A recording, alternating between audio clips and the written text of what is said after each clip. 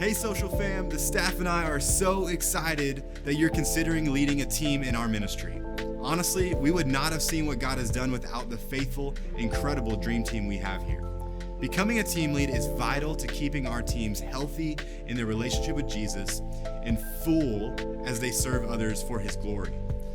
As a staff, we want to prepare team leads as best we can, even before they begin to lead in that capacity.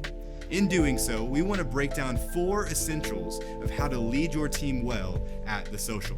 Let's dive right in. First essential to leading your team well is preparing the plan ahead of time.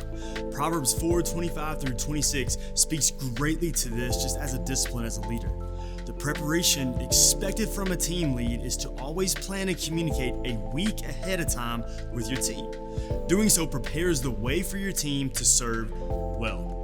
It gives them clarity of what's expected, which in turn gives confidence ahead of time about what will be asked of them. This also is a way of being kind to your team by giving them that clarity, and it generates respect towards you from planning the way for them. So when they park, your team should already have a very firm idea of what they will be doing as they walk into the huddle that night. Practically speaking, a team lead should know the plan for your team at The Social 1 week out. That means on Wednesdays, think through what will be needed out of your team. Share any improvements you notice where the team could serve better as a whole. Note though, that this does not mean to call out an individual in any kind of group setting. Have a personal conversation with them if they need help and coaching in a particular area. Genuinely even encourage your team in specific ways you notice that they absolutely killed it the night before.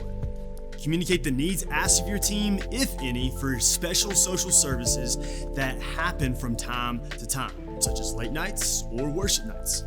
Whenever you need details for upcoming Tuesdays in The Social, contact the staff person that leads your team's unit. The staff person will be your direct go-to for any needs, concerns, or details. Here's an example. Let's say I'm the Next Steps team lead. On Wednesday, I'll think through the upcoming Tuesday. If it is a normal Tuesday, then I know what to expect from my team. If I know it'll be a different night or want to double check, I'll communicate with the staff over my unit, which is the connections unit. From there, I will communicate the plan, even if it's a normal Tuesday, in the team group message that same day. With the plan, I'll go ahead and assign who needs to be where that next Tuesday. Along with the plan, I'll mention that we need to improve on making sure date of births are on LBF cards, as some didn't have it filled out. I noticed that we did an awesome job at directly connecting guests with small group leaders, and we'll mention that as well.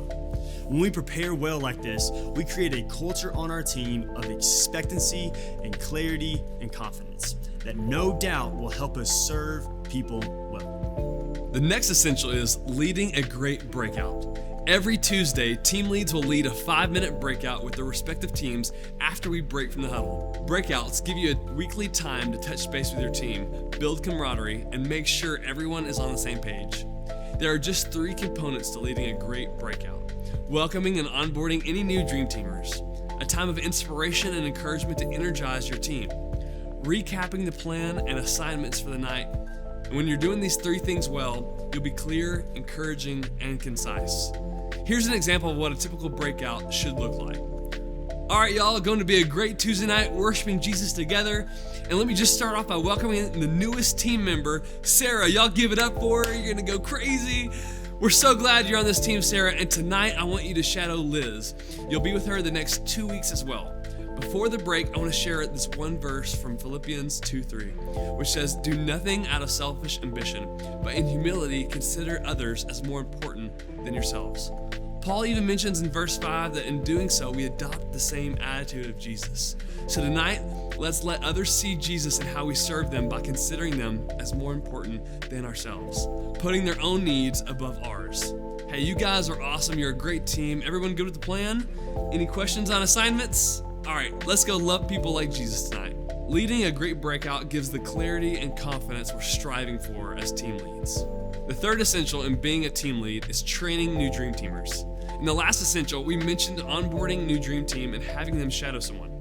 Onboarding a new person to your team from the very start is such an important part in building your team. Again, it gives clarity and confidence within your team.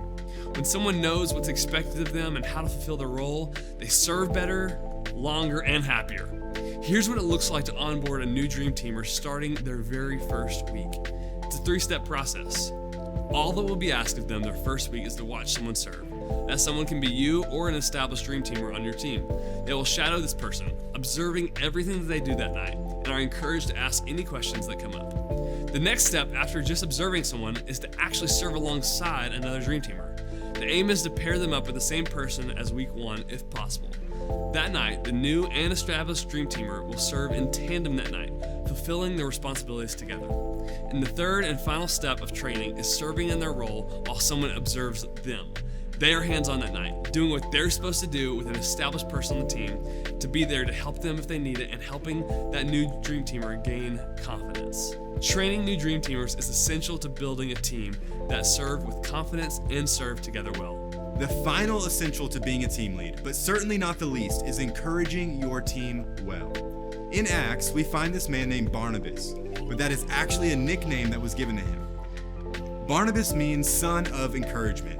Barnabas encouraged and exhorted people, especially the Apostle Paul, on their mission journeys, so well that it became what he was called and known for. Barnabas gave Paul a second wind when the journey was long and tough. He was present, always ready to affirm and inspire Paul in his ministry.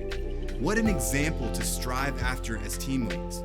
Along with giving clear direction, your team should know without a doubt how much you care for them. Always ready to encourage them. Give them a second wind after a long day at work to serve at the social. Here are some helpful tips to encourage your team well. Encourage your team by praying for them. Lift them up with genuine comments. Affirm them on the spot. Don't let much time lag between a job well done and a compliment affirming it. Encouragement builds the relationship side of your leadership with your team, which is so vital to a healthy dream team. Be that second wind for your team and know that your unit leaders will give that same to you. With these 4 essentials, there is no doubt that our teams will be led well with clarity and confidence. Also, remember that a staff person will connect with you to have a one-on-one meeting for an interview and more training before you would assume the team lead position. We're praying for you and for where God would have you serve.